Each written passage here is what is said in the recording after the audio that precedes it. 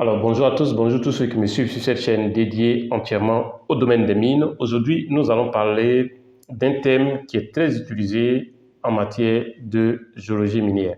Généralement, quand quelqu'un a un permis, et très souvent ça arrive tout le temps, il a un permis peut-être semi-industriel, il va se dire est-ce que ce sont les alluvions ou c'est des filons.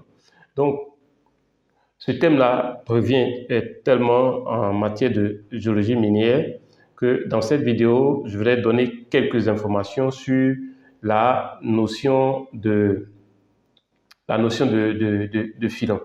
Alors, c'est quoi un filon en géologie des ressources minières?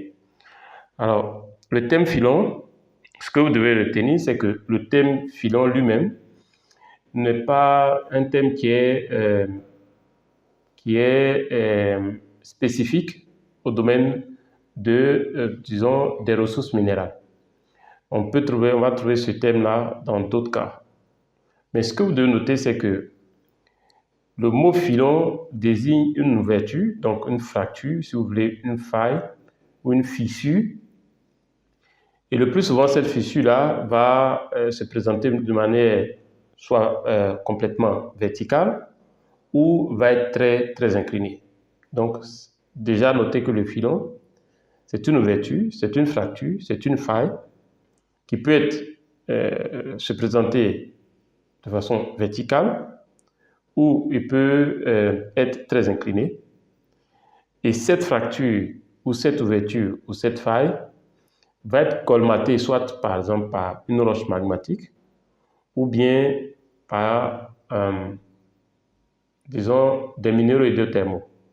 Alors, je vais vous donner un exemple. Peut-être que vous entendez souvent un filon de quartz. Alors, ça veut dire quoi? Ça veut dire qu'il y a une fracture, une ouverture, une faille qui a été colmatée par du quartz. Alors, on parlera de filon de quartz ou d'une veine de quartz. Alors, la question c'est, où est-ce qu'on rencontre les filons? Alors, on rencontre les filons, déjà notez cela, on rencontre les filons dans tous les types, si vous voulez, tous les types de formations géologiques et aussi à toutes les époques géologiques. Alors, ces filons-là vont être très souvent séquents, donc vont être séquents, c'est-à-dire vont couper les formations géologiques vont couper les formations géologiques encaissantes. Et donc, qu'est-ce que ça veut dire? S'ils coupent la formation géologique encaissante, cela suppose que le filon est tardif, ou les filons sont tardifs à ces différentes formations géologiques. D'accord? Donc, voilà un premier truc, une première information qu'on pourrait éventuellement donner sur la notion de filon. Alors, quelle autre information on pourrait éventuellement ajouter? Alors, notez que les filons sont généralement des formations qui ne sont pas très larges, sont généralement des formations étroites. Et donc, les dimensions de ces filons-là vont aller, si vous voulez, de quelques millimètres en termes de puissance à une puissance qui peut aller à 50 mètres lorsque on a une puissance très grande. Mais c'est de quelques millimètres, la puissance, c'est-à-dire la largeur, ça va aller de quelques millimètres à peu près 50 mètres pour les puissances les plus grandes, les plus importantes. La puissance ici du filon, c'est la largeur du filon. On est bien d'accord là-dessus. Alors, lorsque le filon a une puissance de l'ordre du millimètre, très souvent on va parler de filonné, donc vous allez entendre dans les documents ou bien voir dans les documents filonnés, c'est parce que la puissance est de l'ordre du millimètre, c'est-à-dire petite. Ou bien vous allez entendre parler de vénule, tout ça parce que la puissance, c'est-à-dire la largeur du filon, est faible, est petite. Alors, la longueur d'un filon peut aller jusqu'à plusieurs kilomètres. Donc, vous pouvez avoir un filon qui a une puissance de peut-être, je dirais, quelques centimètres ou quelques millimètres, mais ce même filon-là peut s'étendre sur plusieurs kilomètres. Donc ça, c'est un élément important à noter concernant la question de filon. Alors, autre information sur les filons que vous devez prendre en compte si vous êtes un géologue, notez que un filon, par exemple, il va se définir par quoi? Il va se définir par certains éléments préférentiels.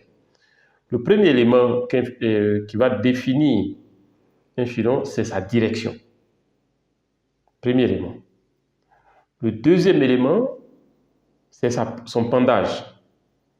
Le troisième élément, c'est son pitch. Donc, le plongement du filon, ou si vous voulez, de la colonne minéralisée dans le filon. Donc, déjà, ces éléments sont très importants. Je dis la direction, le pendage, le pitch. Alors, qu'est-ce qu'on pourrait ajouter sur la notion de filon?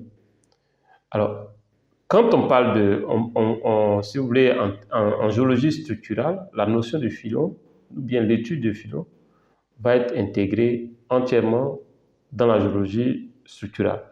Donc, quand tu fais de la géologie structurale, les notions de faille, les notions de filon, vous allez rencontrer cela en termes de... Ça ne se discute pas, c'est que il va être difficile de parler, par exemple, de dissocier la géologie structurale des filons. Ça fait partie. Alors,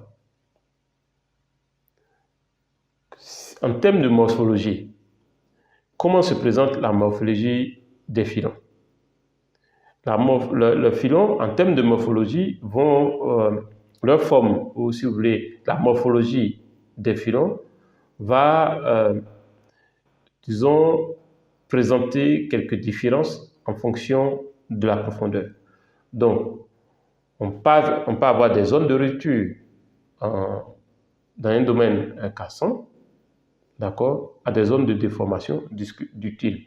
Donc, en fonction de la zone de rupture qu'on a, ou si vous voulez, en fonction du domaine, si c'est dans un domaine cassant ou c'est dans un domaine ductile, c'est-à-dire qui peut se plisser, le filon va prendre une certaine morphologie.